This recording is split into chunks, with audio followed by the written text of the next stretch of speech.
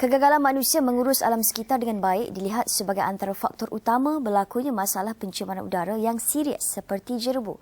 Selain faktor cuaca, aktiviti pembakaran hutan oleh mereka yang tidak bertanggungjawab memburukkan lagi kualiti udara. Dan bagi membincangkan masalah jerebu yang melanda selatan semenanjung Malaysia ketika ini, kita bersama dengan pengarah Econaut Saudara Amlir Ayat. Assalamualaikum Amlir. Waalaikumsalam. Pertama sekali terima kasih kerana sudi bersama dengan Esra Awani pagi ini ya. Okey, sama-sama. Okey Amlir, kalau kita lihat keadaan jerebu yang berlaku ini seperti bermusim dan apakah faktor utama yang menyumbang berlakunya jerebu? Okey, saya nak kata bermusim tu pun mungkin tak bermusim lah. Sebab apa kita tak expect akan berlaku jerebu ni pada tahun ini. Dah 2 tahun tidak berlaku jerebu. Tapi tiba-tiba tahun ni berlaku pula. Tapi bagaimanapun, ada banyak sebab lah kenapa berlaku jerebu. Salah satunya ialah, okey kita boleh list down lah. Mana yang utama tu kita tak tahulah. Tapi yang di antara sebab-sebabnya yang pertama ialah untuk membuka pertempatan baru.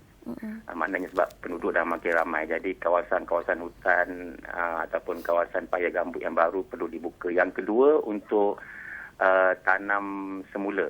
Tanam semula ni biasanya pokok kelapa sawit lah. Pokok kelapa sawit yang dah berumur 25 tahun ke atas, mereka terpaksa tebang. Dan untuk menanam semula dengan cepat, jadi mereka gunakan pembakaran mereka membakar pokok kelapa sawit ni. Dan selalunya memang kita tengok berlaku semasa musim kering untuk memudahkan pembakaran. Jadi sebab itu kalau kita tengok pada musim kering, iaitu pada bulan sekarang ni lah, lebih kurang bulan 4 hingga bulan 6, pembakaran dilakukan. Dan pada waktu yang sama jugalah angin daripada barat atau barat daya akan bertiup di Sumatera misalnya dan terus sampai ke Semenanjung. Sebab-sebab lain pembalakan. Jadi ini adalah 3 atau 4 sebab utama. Kalau di Malaysia ni, keadaan jerebu ni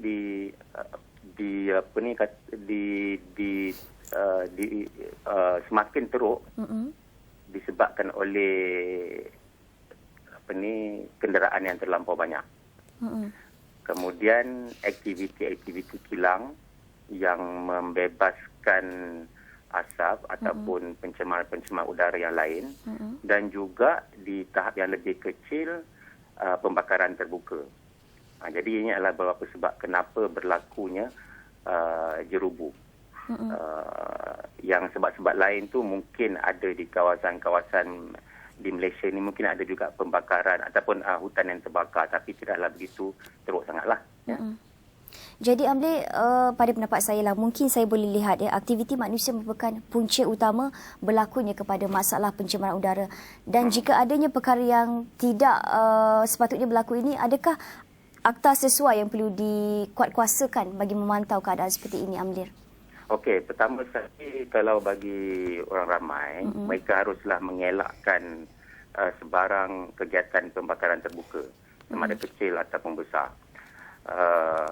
Kadang-kadang kita tengok di kampung-kampung ataupun mungkin di bandar-bandar juga ada orang yang akan bakar di luar rumah, bakar sampah dan sebagainya. Jadi saya rasa pihak Jabatan Alam Sekitar pun telah mengumumkan kepada orang ramai untuk seboleh-bolehnya jangan menjalankan aktiviti-aktiviti ini. Di setengah-setengah tempat pun, walaupun dibenarkan pembakaran, misalnya pihak berkuasa tempatan membenarkan pembakaran di antara pukul 7 pagi hingga 7 malam, tapi saya rasa keadaan ini haruslah diubah untuk musim sekarang ni. Maknanya kita kalau boleh, kita elakkan daripada membakar sampah ataupun apa-apa jugalah. Di setengah-setengah tempat pula dibenarkan misalnya membakar sawah-sawah padi yang terbengkalai, itu dibenarkan. Tetapi untuk musim ini saya rasa kegiatan tersebut juga haruslah dielakkanlah. Yang kedua, dari segi penguatkuasaan ke atas kilang-kilang. Selain daripada kita meminta supaya kilang-kilang ini mengurangkan aktivitinya seboleh mungkinlah, kita juga berharap supaya mereka juga dapat menjalankan aktiviti penguatkuasaan dengan lebih agresif pada masa ini. Jadi Amli sebut pasal kampung, kawasan perumahan dan sebagainya. Apa pandangan Amli sendiri yang apa anggota masyarakat ini boleh lakukan dalam menjaga kualiti persekitaran alam ini? Okey, kita selalu membakar sampah-sampah yang contoh sampah-sampah misalnya rumput-rumput yang telah kita potong ataupun lalang-lalang telah tebas. Jadi sebaik-baiknya bagi saya lah, rumput-rumput ni dia something yang biodegradable, dia boleh reput. Jadi sebaik-baiknya kalau boleh kita letak di satu tempat yang misalnya di dalam semak-semak lain, sebab dia lambat laun dia akan reput juga. Jadi kita bakar sebenarnya. Sampah-sampah yang lain tu kalau boleh kita usahakan untuk kita buang di tempat yang sesuai. Bukannya dengan membakar sampah-sampah ini. Sebab apa? Dia akan dalam keadaan jerebu sekarang ni, kita kalau musim panas, biasanya kalau tidak ada jerebu, kalau kita tengok udara ni ketepuannya rendah. Jadi kalau kita bakar sikit, dia mungkin tidak mendatangkan sebarang masalah sebab udara tu kering. Tidak ada ni. Tapi dalam keadaan berjerubu seperti ini, dia menjadi tepu dan pembakaran yang sedikit saja boleh menyebabkan jerubu tu semakin serius. Jadi sebab itu kalau boleh kita elakkan. Satu lagi perkara yang perlu kita elakkan ialah menggunakan kenderaan. Kalau boleh pada masa jerubu ni kita minimalkan penggunaan kenderaan. Sebab apa? Setiap kenderaan ni dia akan membebaskan pencemar udara yang sangat banyak.